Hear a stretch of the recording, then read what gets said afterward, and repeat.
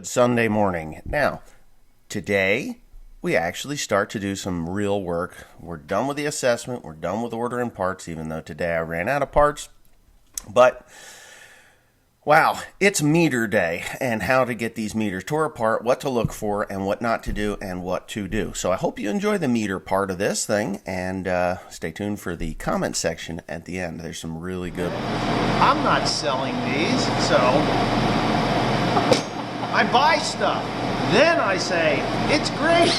I actually like this tool. I love all the Milwaukee guns. I think if you're going to buy something, and I'm not being sponsored by Milwaukee, if you're going to buy an impact tool, leave the DeWalt where it was. DeWalt's good for wood. They make great circular saws and shit like that. But when it comes to these type of tools, balanced, well thought out, you can adjust the amount of oomph you've got. Works good. So maybe Milwaukee will send me something free. But I bought that. Okay, so now that we're done for free advertising weekly, this is what we're doing. Can you see that? When you go to these meters, I like the precision planting meter. Now, I have not planted corn. I just want everybody to be clear on this thing. I have not planted corn since 2014.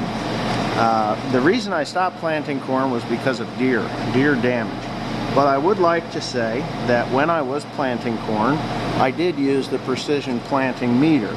This is precision planter parts that were put onto a John Deere backing. The reason I know that is because there's no skip stop right there. And what the skip stop is a little rubber dampener, so when it fires that seed in through that hole, it keeps it from bouncing back through the hole. But I don't think that that's really an issue, and I'm not even going to bother replacing this backing because there's nothing wrong with it. And if I do need one, I have 4 skip stop meters up there and I can tear them apart. So first things first, if you're using bagged seed, or well, if you're using any kind of seed, you really want to take this guy off. This guy here, this is your seed cover, and that's where your seed goes into the meter. And you want to check this because sometimes you can drop pieces of bag material down in here and it'll jam up in there and cause it to screw up your seed rate. I do like the backing plates for the precision. This is a precision. I have 5 that weren't, so I bought 5 new ones that are the Kevlar backing plate with the insert bump. So what we're doing today is we're going to replace this belt. Now, the last guy to do this on this thing, on these meters, put the belt in wrong. And I had to laugh. Not because I want to make fun of the guy, but because I've done that. At one point in my life, I put the thing together and I kept wondering why in the hell this damn thing was not planting correctly. And it wasn't. It wouldn't plant right at all. Seeds were skipping out of the slots. It was a mess. So by the time I had figured out what I had done, it was the corn was growing. So there was no going back and fixing it. So it's real simple to take these off and put new ones back on or whatever. You want to inspect these around the holes, like right here, because this is where it bolts to the box, and you'll get some micro cracking here. And when you have that problem, you'll be going through it because there's a lot of vibration on these things. You'll break these out, and it'll be a pain in your ass. I think it's loud. Turn it off? No, it's cold. It's not really cold, but it's cold enough. Only the Philippines do that. Huh? You can shut it up. Turn it to 55.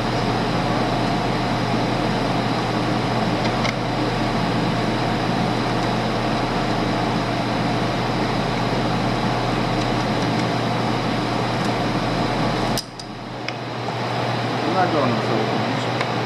That country's closed down.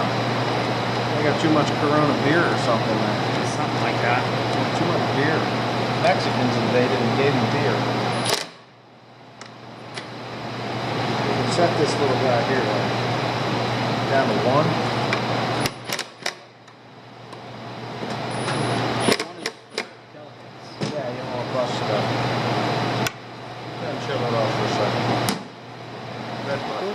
Okay, so we're recording. All right, so precision planting actually comes up with two types of brushes. You have your fixed maroon brush. This is what I'm going to use. I've already got it in here. I took this one out. This is the adjustable brush. Now I don't know if I've explained what this does.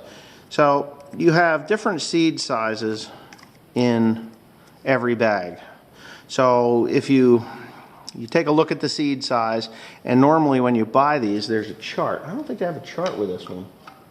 Okay, so this one doesn't have, because this is the maroon brush.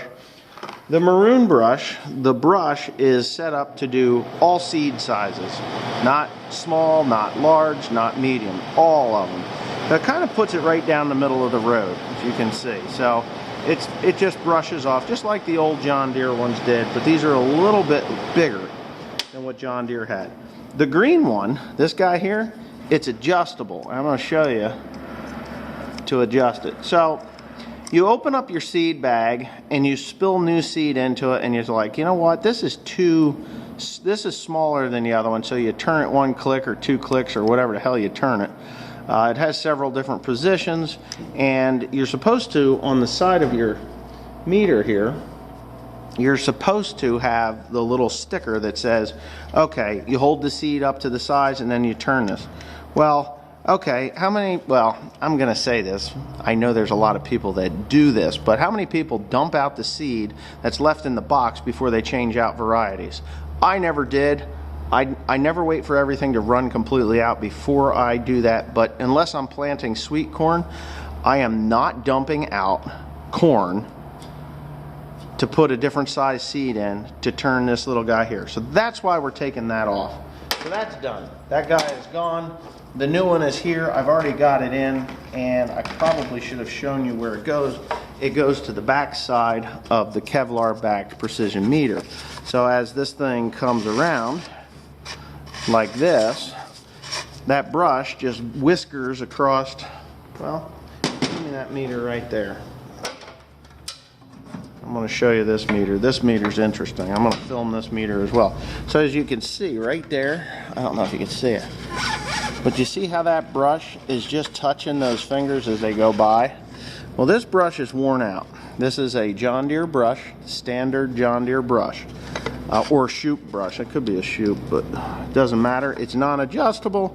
It's just, and it's worn to the point where the bristles on the back side are gone, so it's not really doing its job anymore. These brushes, along with seed belts, need to be replaced every single year. So now I'm going to shut up, and you're going to watch me replace this thing in probably high speed.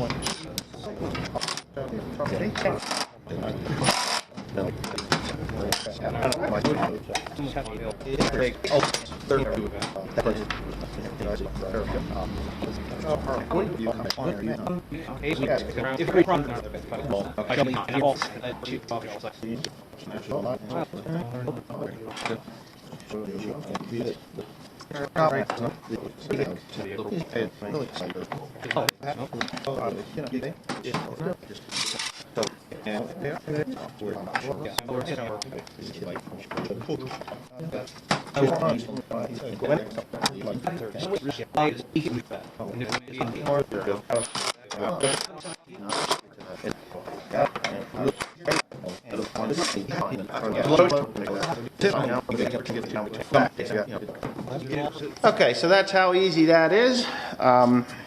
Make sure it turns freely. You should be able to turn this by hand without any problems. And I think you can see better now that these precision belts, they just kind of spill that seed, they cup that seed and spill it perfectly right down the center. Now I would love to throw some seed corn in there and show you how they spit out. But another thing you want to watch is you don't want to have any dents, bends, fractures, cuts, anything like that in the tin here. Joe's going to give me that belt and show it to me. So this is, well, go over and get me a new one. So this is what the originals look like. See, they're just square. The seed can ride down on the side. It can ride down on the middle. It can ride pretty much wherever it goes. And the theory is that you want it to ride in the center so that it drops directly down into the seed tube. If it's off to the side, it can ricochet off the side of things and not really work too well there. Fall Now, into place at the wrong time. yeah, just you want it to be as evenly spaced as possible, just so that you have the best yield possible. Because no matter how many times I say farmers should grow less, they're not going to do it. They're going to go for that high yield, and that is where we're at right now. And I even think that the pitch is just a little bit different, but you can see the difference. These precision planting. So there's that. All right, so this meter, wow, that's interesting. This meter, Joseph is going to stick into the box. That's his job. And I'm going to get on to the next thing. So that's just the next meter. Pretty much. I'm going to take this thing apart pretty quickly. Anytime you mess with these things, make sure you've got new cotter pins, because if you don't, you're going to be cursing and swearing looking for cotter pins. And you take that guy off. Joseph, I'm going to need a, oh wait, that's about right. That actually came off of there really pretty slick. Most of the time you got to put a socket on it and take it off. So this is how easy this is, guys. There it is. All right. Ooh. So you want to take a look inside there. And I'm going to show you the difference. This is a standard A22. This is actually a John Deere pickup. This is made by John Deere, or by a company that works for John Deere. But if you look at the tips of these things, they're kind of rounded.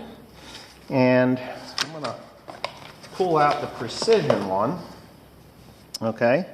And I'm going to show you the difference. So, see the difference in the size and the shape of each one? They're a little wider on the Precision. They're a little squarer nose onto it. They're just a little bit heavier. Look, straighter. Like these kind of have a curve, like. Yeah, they curve down. Yes, and they seem to curve down, but that's neither here nor there. Here's some crap that gets built up into there. These springs will stretch. They will get gummed up with stuff. If you're not replacing your fingers, if they look good, you should probably take them apart and take a look at them, because you don't know what's in there. But I didn't do that on the other one either. So what we're going to do here is we're going to put the new backing plate on, because this is the old style, and I'll show you the difference when I get it apart. Joe, do you think you could get me better? Oh no, there's a Craftsman. There's a Craftsman screwdriver, or flat-headed screwdriver. You got to go the other way. Okay. So I've got a flat-headed screwdriver, and I'm pretty sure I should just be able to take these right out. Okay. So we're going to take a look at the differences between this, the original, and this is, I believe this is a John Deere, and if it isn't, it's a damn good copy of a John Deere. And they didn't even put that, they didn't have that in quite right. So there is a bump here, okay? See that 1, 2 little thing right there? I don't know, it's shiny. Yeah, you can see it right there. See that bump? There's a bump there, and then under the brush there's another bump, but it doesn't go back down before it sends it out the seed hole, or the seed port. Whereas the Precision, and this is a lot lighter. Anytime you can lighten up these meters, it's better, because you don't have the weight jiggling around under there. So here is the replaceable. This is replaceable, and Precision has actually sprayed graphite on here, a graphite paint, and which is nice. But they've got a bump here, it's kind of angled, and then this bump. So it comes off of there, and it bumps there, and then it comes on an angle, and then it ejects it out there. There's a drop off there. Yeah, that's it. So that's the difference. And this is a Kevlar versus steel. Kevlar versus steel. Now, why do they have graphite there? I will never know. It's kind of a strange thing. So, all right.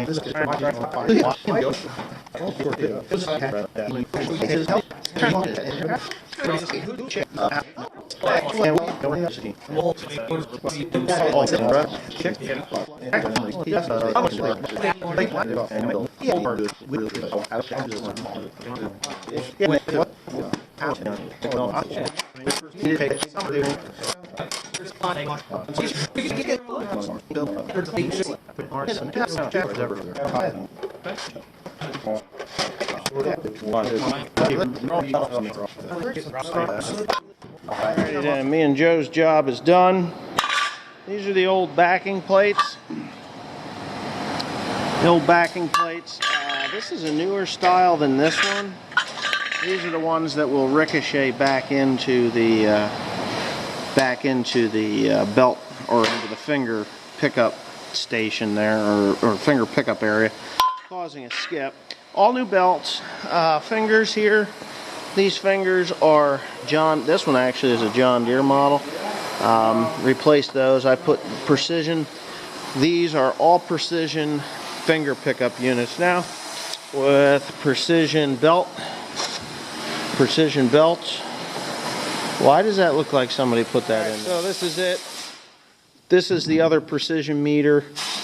That's the only thing that I don't have on the meters that I just rebuilt. And I've taken off the green brushes. That's what these are. The precision meters have this nice little thing on them. I don't like the green ones, to be honest with you. Like I was saying earlier, because I had Joe go out to the other corn planter and grab this. You have to take the seed and match it up to the size, and then if you're doing like this size, which is pretty much the majority of everything, number 3, you turn that brush, and then that's supposed to, you know, do its thing. I got all kinds of brushes. I think this is a John Deere brush. It is. It's an A2020. Oops, and I just threw it on the ground. This one's actually pretty near. No, it's not. That's got used to it. I like the middle of the road one. Set it and forget it. The more stuff you got to fuck with, the more complicated it is, and the more apt for failure. This is a brand new one that they sent on the new backs. I have 4 of them, and you can see the wear on there on the old ones. This one's pretty ugly. This one's new. Yeah, there's a new one. We'll keep the new ones separate. I'm not going to throw the new ones away, obviously. 4 new ones. There should be 5 new ones. Are you sure? Yeah, I'm pretty sure there was 5. 1, 2, 3, 4. Oh, maybe there was only 4. I thought there was 5. No? No. You only changed 4 of the backings. No, there's 5. 1, 2, 3, 4, 5. There's another brush around here. You took it off. Remember I didn't take it off? Oh, I did, didn't I? Yeah, what did you do with it? Joseph, you're fired. I left it here. I don't know. It's missing. I don't want that. You're going to need it. You want to know why? Because I didn't change it there? You didn't change it off of that one. This one. Yeah, that's 2. God damn it. Now I got to take it off and redo it. All right. Jim Oakley, he says, we had good luck with Shoop parts, fast shipping, and good products. I agree. Sloan Express is another one that you can get all the parts you need for your 7,000 corn planter from. But Shoop's seems to me to be the fastest shipper. I mean, within 2 days, I've got my stuff. Wanna be farmer. It's my first year for corn. Soybeans, third year. I know I can make money on beans. Call me chicken, but I'm scared to grow corn. LOL. Soybeans seem much more forgiving, and I do fertilize my beans. Good for fertilizing your soybeans. Corn, in my opinion, is more forgiving than soybeans because you don't have deer doing as much damage to corn as they do to soybeans. I find it more satisfying to do corn. It's more work, but it's more satisfying. But to each their own. North Country. He says, I enjoy the channel. Well, I do too, and I'm glad you're here. Lee Cameron. Wes, have you tried fluid film? Cases of it. I even sprayed it on the truck frame. August. I can't stand the sub count being stuck at 140,000. Such bullshit. Oh, always a thumbs up, Wes. Well, there's a reason for that. You see, Gobble My Balls doesn't like me, and that's the reason why. Hudson Miller asks, is there any difference in setup if you're doing field corn or sweet corn? No, there is not. It's the same. I heard, this is Gay Pride. He's got his little rainbow thing there. He said, I heard Chris Gaines, Let's Dig 18, and David Duong, Farm Life, North Carolina, are getting married. Don't understand that. If they are, congratulations to them. I'm sure their brides will be, are just beautiful. So, Gay Pride, I'm glad you're happy for both of them and their brides. Jeff Lee asked me a pretty good question. He said, you've mentioned planting 200 to 300 acres of corn. Since you haven't planted corn for a few years, what criteria are you using to decide which of the fields will be planted in corn? For instance, fields that seem to have less deer traffic, fields that are closer to home, fields that are historically have better yields. Well, okay, so where I'm planting corn, the deer herd is not nearly as big as it is at home. This is where my mother was raised, which is about, 6-8 miles to the north, and it's wide open fields, not so much woods cover, and they're just not there as much as they are at home. The other reason is there's a lot of guys around there that plant soybeans, and deer have a preference of soybeans over corn. So they can go eat their soybeans and leave my corn alone. That's why. William McNevin. John Deere 7000 is a good planter and is always totally rebuildable. Far from junk. I couldn't agree more. When it came down to the platform, it was either going to be the 7000 or the 7200. That's what I was going to purchase to do the rebuild on, because the aftermarket parts departments from Sloan and Shoop, and I believe Abilene Machine is also in there in that game. It's a vast wealth of aftermarket parts, and they are as good, if not better, than the John Deere originals. And they also fit other planters like White, Kinsey. I believe there's another company in there that made them as well. But they're just easy to rebuild, accurate planters if they are treated correctly, and you know what the speed limit is. Speed limits on these things are very important. When I was a kid, my dad was like, oh yeah, you can plant up to 10 miles an hour with these things. You don't do a good job. And as a kid, I'll never forget one time, and this is the last comment I'm going to go, but my dad, we had a rainstorm coming, and he had finished milking cows, and he came over to get me, and I was in a 20-acre field, and he's like, you better hurry up. Go as fast as you can. Wrong thing to say to a freaking 14-year-old kid, because we put the hammer down on that 4320, and I had to replant the corn after it dried up. We did end up with a good stand, but it was awful. What an awful mess. And I would kick my kids' ass if they had done what I did. But, back then, we were dairy farmers. We were chopping it, and we just needed to get it in. But it cost us in the end. And my favorite saying is, pay now or pay later. The pay now on that one would have been, I'd have got wet. The pay later is what we did on the replant. It cost twice as much in seed.